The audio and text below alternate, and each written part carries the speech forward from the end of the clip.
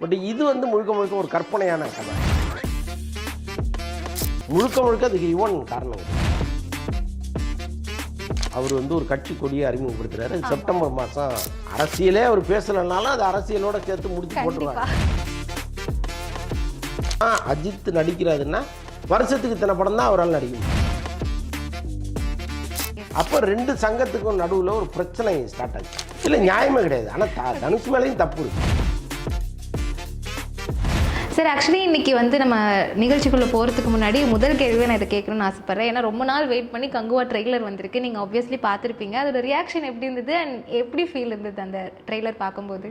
நிஜமாவே நல்லா இருக்கு. ஓகே. ஆக்சுவலாக வந்து ஆரம்பத்துலேருந்து அந்த படத்து மேலே நமக்கு ஒரு டவுட் இருந்துகிட்டே இருக்கு. ஆமாம். என்னடா இது விஎஃப்எக்ஸ் எல்லாம் எப்படி இருக்குமோ அப்படின்னு. ஏன்னா படம் முழுக்க விஎஃப்எக்ஸை நம்பி எடுக்கப்பட்ட படங்கிற மாதிரி இருந்தது ஆரம்பத்துலேருந்து. அந்த ஹிஸ்டாரிக்கல் போர்ஷன் வந்து நிறைய க்ரௌடு, அதுக்கப்புறம் அவங்களுடைய காஸ்டியூம், அந்த ஆர்ட் டைரக்ஷன், இது எல்லாமே மிக்ஸ் பண்ணி ஒரு இடத்துல பண்ணும் பொழுது இது எவ்வளோ பர்ஃபெக்டாக பண்ணுவாங்க, எங்கேயாவது சொதப்பிடுவாங்களோ அப்படிங்கிற மாதிரிலாம் இருந்துச்சு. பட்டு ஆரம்பத்தில் இருந்த விமர்சனங்களை எல்லாமே அவங்க மனசில் வச்சுக்கிட்டு விஎஃப்எக்ஸ் கம்பெனியோடு உட்காந்து பேசி ஒரு கட்டத்தில் பர்ஃபெக்டாக பண்ண ஆரம்பிச்சிட்டாங்க. அதுக்கப்புறம் விட்ட இந்த இதெல்லாம் கரெக்டாக இருந்துச்சு. இது வந்து கடைசியாக ட்ரெய்லர் வரும்பொழுது நிஜமாவே நல்லா இருக்கு. எல்லாருமே வந்து அது நல்லா இருக்குன்னு தான் சொல்கிறாங்களே தவிர அதில் வந்து பெருசாக விமர்சனங்கள் இல்லை. ஸோ அதனாலேயே அது வந்து பார்க்கலாம் படம் எப்படி இருக்குன்னு. நிச்சயமா. ஆனால் ஒரு சிலர் வந்து தங்கலானுக்கும் கங்குவா ட்ரெய்லரையும் கம்பேர் பண்ணி சில விமர்சனங்கள்லாம் கொடுத்தாங்க. உங்களுக்கு பார்க்கும்போது அந்த மாதிரி ஏதாவது கம்பேரிசன் தோணுச்சா? இல்லை, அப்படி இருக்காது. ஆக்சுவலாக இது வேற கதை, இது வேற கதை. ஓகே. இது வந்து தங்கலான்ங்கிறது கோல்டு, அந்த வயல் இருக்கு இல்லையா, தங்க வயல் இருக்கு இல்லையா, அதில் தமிழர்கள் எவ்வளோ கஷ்டப்பட்டாங்க அப்படிங்கிறது தான் அதோட கதை. அது வந்து ஆதித்தமிழர்கள் எப்படி அந்த தங்க வயல் உருவாகிறதுக்கு காரணமாக இருந்தாங்க அப்படிங்கிறது தான் அந்த கதை. பட் இது வந்து முழுக்க முழுக்க ஒரு கற்பனையான கதை கங்குவாங்கிறது. இது டோட்டலாக வேற, அது வேற. பட் அந்த ஜடா முடியெல்லாம் பார்க்கும்போது சரி எல்லாம் ஒன்றா இருக்கிற மாதிரி இருக்கு. ஆனால் இதுலேயும் சூர்யா சாரோட அந்த ஷவுட்டிங்லாம் பார்க்கும்போது கிட்டத்தட்ட சிங்கம் ஞாபகப்படுத்துகிற மாதிரி நமக்கு இருந்தது. அதில் டைலாக்ஸ்லாம் கொஞ்சம் புரிஞ்சதா சார் உங்களுக்கு, இல்லை புரியாத மாதிரி இருந்ததா? இல்லை, போர்க்கள காட்சிங்கிறதுனால ஒரே கூச்சல் இருக்கும், இன்னொரு பக்கம் இவருடைய சவால்கள் இருக்கும். ஸோ அதனால் அது ஒன்றும் இப்போ எவ்வளோ நேரம் அது வரப்போகுது படத்தில் கண்டிப்பாக அது, அதனால் வந்து படம் முழுக்க இப்படியே இருக்குமோ அப்படிங்கிற பயமெல்லாம் நம்ம வச்சுக்க வேண்டாம். போர்க்கள காட்சியில் அப்படி கத்துறாரு, அவ்வளோதான். ஓகே. அண்ட் கோட் பற்றி ஆப்வியஸ்லி நம்ம பேசி ஆகணும் sir. Already 3rd single release ஆச்சு. அதில் டிஏஜிங் பண்ண விஷயங்கள் வந்து கொஞ்சம் நெகட்டிவாக வந்து கன்வெர்ட் ஆகிருக்குன்றதை நம்ம பார்த்துட்ருக்கோம். இந்த மாதிரி இருக்க சுச்சுவேஷன் வந்து படத்துக்கு எந்த அளவுக்கு ஒரு எஃபெக்டிங்காக இருக்குன்னு நீங்கள் நினைக்கிறீங்க? நிச்சயமாக பல பேர் வந்து அதை ட்ரோல் பண்ணுறாங்க. இப்போவும் வந்து அந்த படத்தின் மீது எங்களுக்கு நம்பிக்கை இல்லைங்கிற அளவுக்கு சொல்லிட்டு இருக்காங்க. பட்டு இந்த சைடு விசாரிக்கும்போது, டைரக்டர் சைடோ அல்லது தயாரிப்பாளர் சைடோ கேட்கும் பொழுது ஒன்றும் பிரச்சனை இல்லைங்க. ஏன்னா படம் வந்து நல்லா இருக்கு. இவங்க வந்து ஒரு பெரிய அளவு எதிர்பார்த்து உள்ளே வரும்பொழுது அவங்களுக்கு ஒரு ஏமாற்றமாக இருக்கும். பட்டு படம் இப்படி தாண்டா இருக்கும் அப்படின்னு நினச்சிட்டு உள்ளே வரும்போது அவங்களுக்கு அது ஒரு புது பரவசத்தை கொடுக்கும். அதனால இந்த நெகட்டிவ் ஷேடை இருந்துட்டு போட்டோம், ஒன்றும் பிரச்சனை இல்லை அப்படிங்கிற அளவுக்கு அவங்க அதை எடுத்துக்கிட்டாங்க. ஆனாலும் அப்படி அந்த இடத்துக்கு அவங்க போயிருக்கக்கூடாது. ஏன்னா ஃபஸ்ட்டு சிங்கிள் வந்துச்சு ஒரு விமர்சனம், செகண்ட் சிங்கிள் வந்துச்சு ஒரு விமர்சனம், 3rd சிங்கிளையும் அந்த மாதிரி விட்டுருக்க கூடாது. அவங்க கொஞ்சம் கரெக்ட் பண்ணி அதில் இன்னும் கொஞ்சம் மெனக்கட்டு பண்ணியிருக்கணும். ஆக்சுவலாக முழுக்க முழுக்க அதுக்கு யுவன் காரணம் கிடையாது. இப்போ இந்த ஒரு சுச்சுவேஷன் சொல்கிறாங்கன்னா ஒரு 5 டியூன் அவர் போடுறாரு. இந்த 5 டியூனையுமே அவர் விஜய்க்கு அனுப்புகிறாரு. பொதுவாக வந்து ஒரு படத்தோட டைரக்டர் தான் அதை முடிவு பண்ணணும், இது எந்த டியூனை நம்ம செலக்ட் பண்ணணும் அப்படின்னு. ஆனால் பெரிய நடிகர்கள் நடிக்கிற படத்தில் அந்த பிரச்சனை ஒன்று இருக்குது. ஏன்னா டைரக்டர் தாண்டி ஹீரோ தான் முடிவெடுப்பார். ஹீரோ என்ன சொல்கிறாரோ அதுதான் டைரக்டர் கேட்பார். ஸோ அப்படி ஒரு சூழ்நிலைக்கு தமிழ் சினிமா தள்ளப்பட்டிருக்கு. நீங்கள் அஜித்தாக இருக்கட்டும், விஜயா இருக்கட்டும், அல்லது இன்னும் தனுஷ், சிம்பு யாராக இருந்தாலும் அவங்க அதில் ஒரு கருத்து ஒன்று வச்சுருப்பாங்க. இந்த டியூன் நல்லா இல்லை, அதனால் இதை வச்சுட்டு இதை போட சொல்லுங்கள் சார்பாங்க. அப்போ உங்களுக்கு பிடிக்குதோ பிடிக்கலையோ ஹீரோ சொல்கிறத கேட்டு தான் ஆகணும். ஸோ அப்படி ஒரு சூழ்நிலை வந்துடுது. இந்த படத்தை பொறுத்த அளவுக்கு யுவன் கொடுத்த டியூன்லேருந்து ஒன்றை செலக்ட் பண்ணவர் விஜய் தான். அப்போ அவர் செலக்ட் பண்ண டியூன் தப்பாக போச்சா என்னன்னு இல்லை, அது ஆக்சுவலி பாட்டாக கேட்கும்போது பெருசாக ஒரு நெகட்டிவிட்டி இல்லை சார். அந்த விஷுவலைசேஷனில் தான் எல்லாரும் அதான் ரெண்டையும் சேர்ந்து வரும்போது அது ஒரு பெரிய சிக்கலாகி போச்சு. பட் விஷுவலைஸும் நல்லா இருக்கும்னு தான் நான் நினைக்கிறேன். டெஃபினட்டா. ஏன்னா இது ஏன் நான் இப்போ கேட்டேன்னா இது ஆல்ரெடி ஒரு நெகட்டிவ் ஷேட்ல இருக்கு. இதுல ஆடியோ லான்ச் வேற இல்லைன்னு சொல்லிட்டாங்க. என்னதான் ஒரு நெகட்டிவ் ஷேட் இருந்தாலும் ஆடியோ லான்ச்ல கொடுக்குற ஒரு ஸ்பீச்சுக்குன்னு ஒரு ஃபேன்ஸ் இருப்பாங்க. அது மூலமா ஒரு பாசிட்டிவிட்டியே மாறும். ஸோ அந்த மாதிரி ஒரு தருணத்துல அது இப்போ மிஸ் ஆகுதுங்கும் போது இன்னும் பயமா இருக்கு. என்ன நடக்க போகுது என்னன்றது. அது ஏன் கேன்சல் ஆச்சுன்ற ஏதாவது ரீசன்ஸ் தெரியுமா சார்? இல்லை, அவருக்கு என்னன்னா இப்போ அவர் வந்து ஒரு கட்சி கொடியை அறிமுகப்படுத்துறாரு. செப்டம்பர் மாதம் அறிமுகப்படுத்த போறாரு. இப்போ ஆகஸ்ட்ல வந்து ஒரு ஆடியோ லான்ச் வைக்கும் பொழுது இங்கே ஒரு கூட்டத்தில் ஒரு அரசியல் பேசணும். அரசியலே அவர் பேசலைனாலும் அது அரசியலோட சேர்த்து முடிச்சு போட்டுருவாங்க. அவர் ஏதாவது ஒன்று சொன்னார்னா அவர் இதுக்காக தான் சொன்னார்னு ஒரு கதையை கொண்டு வந்து கோத்துருவாங்க. ஸோ அதனால் அவர் இப்போ ஒரு மீட்டிங், உடனே அடுத்த மாதம் இன்னொரு மீட்டிங் அப்படிங்கும்பொழுது நம்முடைய ஃபேஸ் வேல்யூ குறையும்னு நினைக்கிறார் அவர். பெரும்பாலும் நடிகர்கள் என்ன பண்ணுவாங்கன்னா ரொம்ப வெளியில் வரமாட்டாங்க. அது வந்து ரஜினி ஃபார்முலாவாக இருந்துச்சு ஒரு காலத்தில். இப்போ ரஜினி ஒரு நிகழ்ச்சிக்கு வர்றாருன்னா ரொம்ப ரேராக தான் வருவார். கமல்லாம் நீங்கள் கூப்பிட்டீங்கன்னா வந்துடுவார். அவர் இந்த நிகழ்ச்சியின் தன்மை கருதி வந்துடுவார். பட் ரஜினியெல்லாம் ஒரு நிகழ்ச்சி கூப்பிட்றதே ரொம்ப கஷ்டம். அப்போ அவரும் சரி, அவர் மற்றவர்களுக்கு சொல்கிற அட்வைஸும் சரி, நடிகர்கள்ங்கிறவங்க வந்து ஒரு ஃப்ரிட்ஜில் வச்ச ஆப்பிள் மாதிரி ஒரேடியாக திறந்து வச்சுருந்தா அழுகி போயிடுவாங்க. ஸோ அதனால் எப்பயாவது திறந்து பார்த்துட்டு வச்சிடணும் அப்படிங்கிறது தான் அவங்களுடைய பாலிசி. கவுண்டமணி சொல்லுவாராம். கவுண்டமணி வந்து ரஜினி ஒரு முறை ஸ்டார் நைட்டுக்கு விஜயகாந்தெல்லாம் கூப்பிட்டு லண்டன் இங்கெல்லாம் போனாங்க இல்லையா, அப்போ கவுண்டமணி கூப்பிட்டு சொல்லியிருக்கிறாரு, நீ அடிக்கடி இது மாதிரி வெளியிலலாம் போகாதையா, நீ போனன்னா உன் மேலே இருக்கிற வேல்யூவே குறைஞ்சிரும். உன்னை வந்து அவங்க ஸ்க்ரீனில் தான் பார்க்கணும், அதை தாண்டி வேற எங்கேயுமே உன்னை பார்க்கக்கூடாது.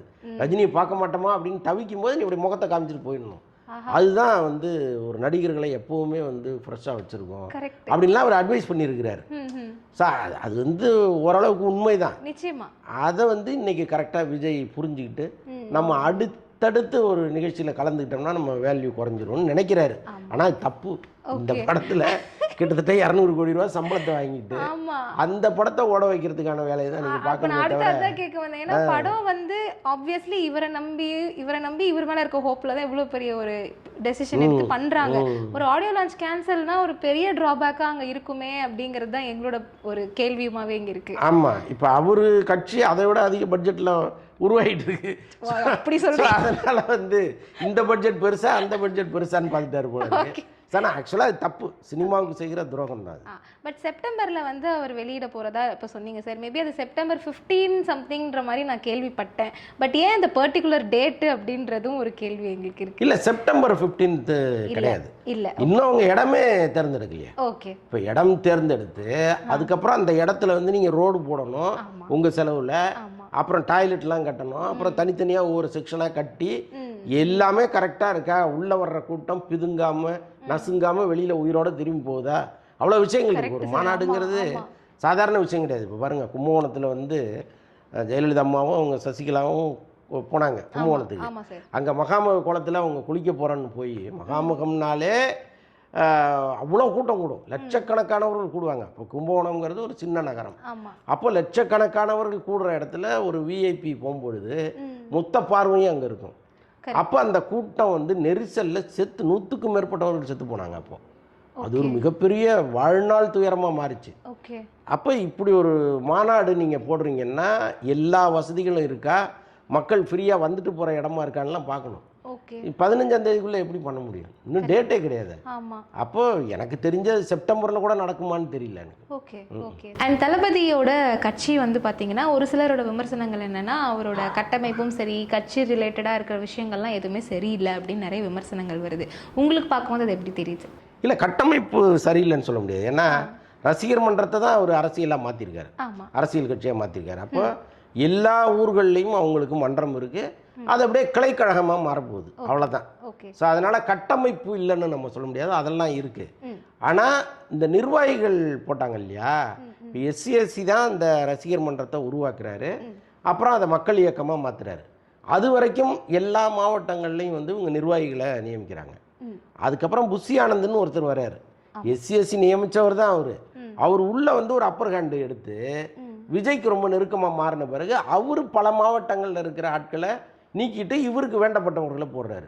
இப்போ பழைய ஆட்கள் வந்து அப்படியே உக்கிரமாகவே இருக்காங்க. இப்போ இவர் புதுசாக போட்ட ஆட்களும் ஒரு பக்கம் வேலை பார்த்துட்டு இருக்காங்க. இப்போ இவங்க 2 பேருக்குமான மோதல் இருக்குல்ல, அது பல மாவட்டங்களில் நடந்துகிட்டு இருக்கு.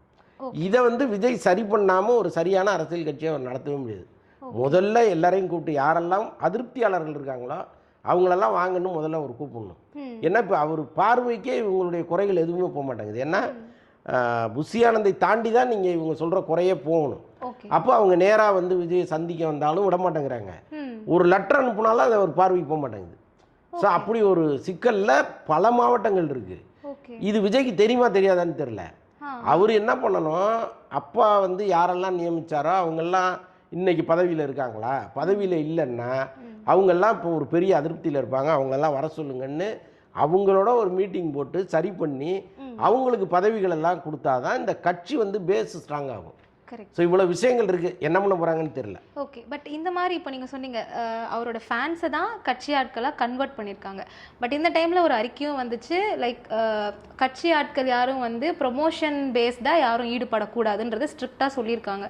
அப்போது ரசிகர்கள் தான் அப்படி மாறிக்காங்கும் போது அப்போ யார் இந்த படத்தை ப்ரொமோட் பண்ண போகிறாங்க என்னன்றதும் ஒரு கொஷினாக இருக்குது. ஸோ ஆப்வியஸ்லி இது படத்துக்கு தான் ஃபுல் ட்ராபேக்காக மாறுதுங்கிறப்ப இல்லை இதை வந்து அவர் அப்படி பார்க்கக்கூடாது. அவர் என்ன சொல்கிறாரு, ஒரு கட்சியாக வந்து அங்கே நின்றாதீங்க. ஓகே, இப்போ ஒரு ரசிகர்களாக வந்து நில்லுங்க, ரசிகர்களாக வாங்க, நீங்கள் வந்து கலர் கலர் கொடிகளை கட்டுங்க. ஆனால் விஜய் மக்கள் இயக்கத்துக்குன்னு ஒரு கொடி இருக்குல்ல, அந்த கொடியை அங்கே பறக்க விடாதீங்க. இவங்களா ஒரு கலர் ஒன்று ரெடி பண்ணியிருக்காங்க. ஏன்னா இது வரைக்கும் வந்து தாவேக கட்சியினுடைய கொடி என்ன, அவங்களுடைய அந்த லோகோ என்ன, அங்கே கலர் என்னங்கிறதெல்லாம் யாருக்குமே தெரியாது. அப்போ இவங்களா ஒரு கலரை ஒரு கொடியை ரெடி பண்ணி வச்சுருக்காங்க. இப்போ இதெல்லாம் இங்கே கட்டி அதை வந்து ஒரு கட்சி ஏரியா மாதிரி ஆக்கிடாதீங்க. அப்போ பொதுமக்கள் உள்ளே வரமாட்டாங்க. கண்டிப்பாக இப்போ உதயநிதி ஸ்டாலின் வந்து திமுகவில் முக்கியமான ஆள், முதல்வரோட பையன். அவர் அவங்க தாத்தா சிஎம்மாக இருக்கும்போதே அவர் வந்துட்டார் சினிமாவில் நடிக்கிறதுக்கு. அவர் படம் ரிலீஸ் ஆகும்போது அவங்க சொன்ன ஒரு வார்த்தை என்னன்னா, எங்கேயுமே திமுக கொடி இருக்கக்கூடாது, கட்சிக்காரங்க அங்கே வந்து கலாட்டா பண்ணக்கூடாது. நான் எல்லா நடிகர் மாதிரி நான் ஒரு நடிகர், என் படத்தை நீங்கள் அப்படி தான் பார்க்கணும். அந்த ஒரு கிளாரிஃபிகேஷனுக்காக கொடுத்தாங்க. அப்போ தான் பொதுமக்கள் உள்ளே வருவாங்க. ஒருத்தர் நடிச்சிருக்காரு எப்படி இருக்கு பார்க்கலான்ட்டு. நீங்கள் அங்கே வந்து திமுக கொடியை கட்டினீங்கன்னு வைங்களேன், பொதுமக்கள் வரமாட்டாங்க. அப்போ தொண்டர்கள் தான் வருவாங்க, அது வேற மாதிரி போயிடும். ஸோ அதில் அவர் தெளிவாக இருந்தார். இப்போ அவர் கடைசியாக நடித்த படத்துக்கெல்லாம் கட்சி கொடி கட்ட ஆரம்பிச்சிட்டாங்க. அதுக்கு முன்னாடி வரைக்கும் அவர் ரொம்ப தெளிவாக இருந்தார். அது மாதிரி தான் விஜய் இருக்கணும்னு நினைக்கிறாரு. ஆல்ரெடி விஜய் சார் வந்து அரசியலுக்கு போக போகிறாரு, அதுவும் 2026க்கு அப்புறம் படத்தில் பார்க்கவே முடியாதுன்ற வருத்தம் ஒரு பக்கம் இருக்குது. இருந்தாலும் இப்போ அந்த இடம் காலி ஆகிடுது அவர் சினிமாலேருந்து போனால். அப்போது ஒரு பேட்டில் விஜய் சாருக்கும் அஜித் சாருக்கு தான் எப்போவுமே இருக்கும். இப்போ அவர் அந்த இடத்துல இல்லைங்கிறப்போ நிறைய பட வாய்ப்புகள் வந்து அஜித் சாரை சொல்கிறதுக்கு வாய்ப்பு இருக்கா, இல்லை எப்படி சார்? இல்லை, அதை அப்படி எடுத்துக்க முடியாதுங்க. ஒருத்தர் இல்லை அப்படின்னா அந்த இடத்துல வந்து இன்னொருத்தரை கொண்டு வந்து வச்சிட முடியாது. கண்டிப்பாக இப்போ வந்து படம் அஜித் நடிக்கிறதுன்னா வருஷத்துக்கு இத்தனை படம் தான் அவரால் நடிக்க முடியும். இப்போ விஜய் இல்லைங்கிறதுக்காக அவர் நடிக்கிற டேட்டையும் வச்சுட்டு இவர் எப்படி நடிக்க முடியும்? வருஷத்துக்கு 2 படம்னா அவர் பிளான் பண்ணியிருக்காரு. 2 படம் தான் அவர் நடிப்பார். திடீர்னு 20 படம் நடிக்க முடியுமா, அல்லது திடீர்னு 4 படம் நடிக்க முடியுமா? அதுக்கு முடியாது. அவர் ஒரு மைண்டில் செட் பண்ணி வச்சுருப்பார்ல, எனக்கு ரெஸ்ட் வேணும், எனக்குன்னு குடும்பத்துக்கு டைம் ஸ்பெண்ட் பண்ணணும், அப்போ நான் வந்து இத்தனை படம் தான் நடிக்கணும்னு அவர் வச்சுருப்பார்ல, அத்தனை படம் தான் நடிப்பார். வேணா சம்பளத்தை அதிகமாக கேட்பார். விஜய் இல்லை, இப்போ அவருக்கு 200 கோடி கொடுத்தீங்கல்ல, எனக்கு மேலே ஒரு 25 கோடி சேர்த்து 225 கொடுங்கன்னு கேட்கறதுக்கு வாய்ப்பு இருக்கே தவிர அவருக்காகவும் சேர்த்து ஒரு படம் பண்ணுறதுக்கெல்லாம் வாய்ப்பு கிடையாது. தனுஷ் சாருக்கும் தயாரிப்பாளர்கள் சங்கத்துக்கும் ஒரு பிரச்சனை போயிட்டு இருந்ததை நாங்கள் கேள்விப்பட்டிருந்தோம் சார். அது எப்படி, எந்த நிலைமையில் இருக்குது, இல்லை அது சால்வ் ஆகிடுச்சா அப்படின்றத பற்றி எங்களுக்கு சொல்லுங்கள். இப்போ ஆக்சுவலாக என்னென்னா, தனுஷ் மீது ஒரு அறிவிக்கப்படாத ரெட்டு இவங்க போட்டாங்க. அது ரெட்டுன்னு போட்டால் சட்ட சிக்கல் வரும் அப்படிங்கிறதுனால அவருக்கு தடை விதிக்காமல் அவரை யாராவது புக் பண்ணுறதுக்கு முன்னாடி தயாரிப்பாளர் சங்கத்தை அணுகவும்னு சொல்லிட்டாங்க.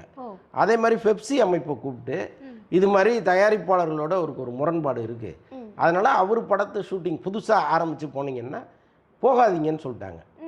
அப்போ இவருடைய படங்கள் இப்போ திரும்ப இப்போ ராயனுக்கு பிறகு ஒரு படத்தை தமிழில் ஸ்டார்ட் பண்ணணும். அவர் இப்போ இந்த பிரச்சனையெல்லாம் சால்வ் பண்ணால் தான் ஸ்டார்ட் பண்ணவே முடியும். ஸோ அப்படி ஒரு நெருக்கடியில் அவர் இருக்கார். இப்போ நடிகர் சங்கம் என்ன பண்ணிடுச்சு, நீங்கள் தனுஷ் மீது இப்படி ஒரு குற்றச்சாட்டு வைக்கிறீங்க, இதை வந்து நீங்கள் எங்கள்கிட்ட முன்கூட்டியே தெரிவிக்கலை, அதனால் உங்கள் குற்றச்சாட்டை நீங்கள் வாபஸ் வாங்கணும்னு சொல்லிட்டாங்க. வாபஸ் வாங்காமல் நாங்கள் வந்து இதை வந்து சுலபமாக விட மாட்டோங்கிற அளவுக்கு அவங்க ஒரு வான் பண்ணுற அளவுக்கு திரும்ப ஒரு அறிக்கை ஒன்று கொடுத்தாங்க. அப்போ 2 சங்கத்துக்கும் நடுவில் ஒரு பிரச்சனை ஸ்டார்ட் ஆச்சு. இப்போ இவங்க ப்ரொடியூசர் என்ன பண்ணிட்டாங்க, ஒவ்வொரு முறையும் நம்ம இறங்கி போகிறதுனால தான் நமக்கு தொடர்ந்து சிக்கல்களை நடிகர்கள் கொடுத்துக்கிட்டே இருக்காங்க. இந்த முறை நம்ம ஸ்ட்ராங்காக நின்னுடணும், நம்ம இறங்கவே கூடாது ஓகே அப்படின்னு இவங்க முடிவு பண்ணி ஸ்ட்ராங்காக நின்றுட்டாங்க. ஓகே இப்போ நடிகர்களை என்ன பண்ணிட்டாங்க, நம்ம விட்டு கொடுக்க கூடாது, முதல்ல அவங்க வந்து வாபஸ் வாங்கணும், இந்த ஸ்ட்ரைக்குன்னு சொன்னதை வாபஸ் வாங்கணும் அப்படிங்கிற மாதிரி இங்கே ஒரே கொந்தளிப்பாக இருந்துச்சு. ஓகே இப்போ கடைசியாக வந்து அவங்களுக்குள்ளேயே பேசி சரி இந்த சண்டையை வந்து நம்ம ரொம்ப பெருசாக்கிட்டோம்னா அப்பாவி தொழிலாளர்கள் தான் பாதிக்கப்படுவாங்க. கண்டிப்பா ஏன்னா இப்போ நவம்பர்லேருந்து ஸ்ட்ரைக்குங்கிற மாதிரி ஒரு பிளான் பண்ணிட்டாங்க. அந்த ஸ்ட்ரைக்கு 6 மாதம் போகுது, 1 வருஷம் போகுதுன்னா ஆமா இண்டஸ்ட்ரியை ஒன்றும் இல்லாமல் போயிடும். ஆமா இப்போ நடிகர்களை பற்றி பிரச்சனை கிடையாது, இவங்க டக்குன்னு கிளம்பி ஒரு தெலுங்கு படமோ ஒரு மலையாள படமோ நடிச்சுட்டு போயிடுவாங்க. கரெக்ட் பட் தொழிலாளர்களுடைய லைஃப் என்ன ஆகும்? ஸோ அது அதனால் வந்து அவங்க எல்லாத்தையும் யோசிச்சு பார்த்துட்டு இல்லைங்க நாங்கள் பேச்சுவார்த்தைக்கு வர்றோம், ஓகே நம்ம பேசி தீர்த்துக்கலான்னு இப்போதைக்கு சொல்லியிருக்காங்க. ஓகே இந்த பேச்சுவார்த்தையில் என்ன நடக்க போகுதுன்னு தெரியல. ஆமா ஆமா ஆனால் தனுஷ் வந்து இப்போ என்ன சொல்கிறாரா, இப்போ 2 தயாரிப்பாளர்கள்ட்ட அவர் அட்வான்ஸ் வாங்கி டேட்டு கொடுக்கலங்கிறது தான் பிரச்சனை. ஓகே இப்போ 2 தயாரிப்பாளர்களுக்கும் நான் வாங்கின அட்வான்ஸை வட்டியோட கொடுத்துட்றேன் அப்படின்னு சொல்லியிருக்காரு. ஓகே இவங்க வட்டியோட கேட்குற தொகை ரீசனபுளாக இருந்ததுன்னா கொடுத்துருவாரு. ஆனால் அவங்க கேட்கறது கொடுத்த தொகையோட 10 மடங்கு அதிகமாக கேட்குறாங்க. அதனால ஒரு பெரிய பிரச்சனை வந்து ஓடிக்கிட்டு இருக்கு. அது எந்த அளவுக்கு சால்வ் ஆகுதுங்கிறத பொறுத்து தான் இந்த பிரச்சனை முடியுமா தொடருமாங்கிறது. உங்க பாயிண்ட் ஆஃப் வியூல இருந்து யோசிச்சா அது நியாயம்னு சொல்வீங்களா? நியாயம் இல்லை, நியாயமே கிடையாது. ஆனால் தனுஷ் மேலேயும் தப்பு இருக்கு. ஆமா இப்போ அட்வான்ஸ் நீங்கள் வாங்கும்போது ஒரு சம்பளம் வாங்கிட்டு இருப்பீங்க. கண்டிப்பா அன்னைக்கு அதிகபட்சம் போனாருன்னா தனுஷ் வந்து 10 கோடியோ 12 கோடியோ வாங்கிட்டு இருந்தார். அந்த நேரத்தில் தான் அட்வான்ஸ் கொடுக்குறாங்க எனக்கு படம் பண்ணுன்னு. இன்னைக்கு 50 கோடி வாங்கிட்டு நான் 50 கோடி வாங்குறேன், நான் எப்படி உங்களுக்கு 12 கோடி படம் பண்ண முடியும்னு கேட்டா டேட்டு கொடுக்காத ஒரு மேலே தானே தப்பு. கண்டிப்பா நீங்க அன்னைக்கே டேட்டை கொடுத்துருந்தா படம் பண்ணிட்டு போயிருக்குமே. ஆமா ஸோ இதுதான் தப்பு வந்து தனுஷ் மேலேயும் இருக்கு. அண்ட் இன்னைக்கும் நாங்கள் கேட்டது எல்லா கேள்விகளுக்கும் நிறைய விஷயங்கள் ஷேர் பண்ணீங்க சார். இன்னொரு இன்டர்வியூவில் நம்ம திருப்பி மீட் பண்ணலாம். Thank you so much. அண்ட் இதே மாதிரி ஒரு சூப்பரான இன்டர்வியூவில் திருப்பி உங்களை மீட் பண்ணுறேன். And this is Roshini signing off. Tata, bye bye and take care.